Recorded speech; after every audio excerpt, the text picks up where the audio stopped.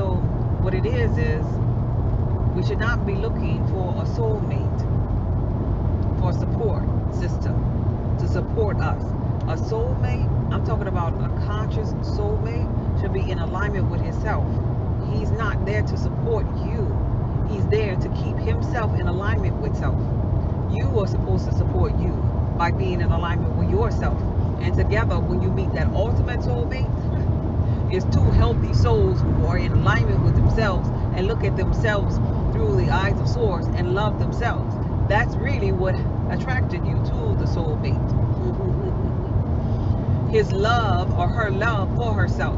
Even if we wasn't talking about that hierarchy of a soulmate, if we were talking about a low frequency relationship, what made you like that bad boy? What made you like that dime, that goddess, or that high value looking man, is the fact that he was in alignment with his health to a certain extent, maybe not fully consciously, but alignment to himself in a certain extent with his energy, as far as treating himself and putting himself first and being pretty much selfish and loving on himself. You fell in love with the idea that he loved himself.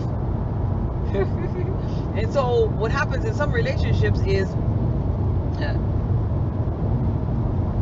in the beginning, they take their eyes off of themselves temporarily now, because it don't ever last that long. People can't hold their attention on something else like that, because we're here to hold our attention on ourselves, our higher self.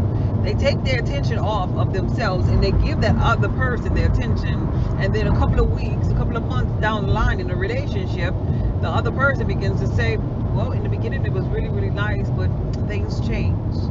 What changed is they put themselves back in alignment with themselves, which they never really should have got out of alignment with you anyway. Just to appease you, just to love on you. No, your job is to love on you. It wasn't his job.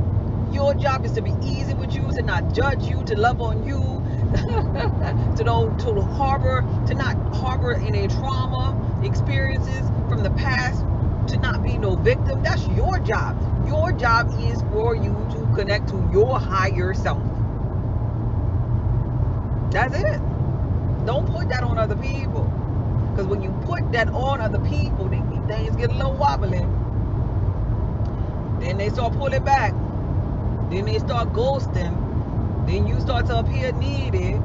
And everything go down the drain. Why? Because you didn't stay in alignment with yourself. You started giving your attention to other people. We really got this thing a little bit twisted.